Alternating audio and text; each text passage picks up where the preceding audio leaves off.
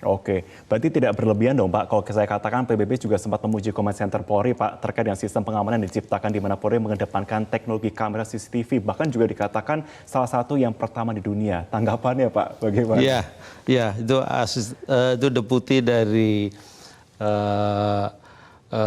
UN ya, dari PBB ya.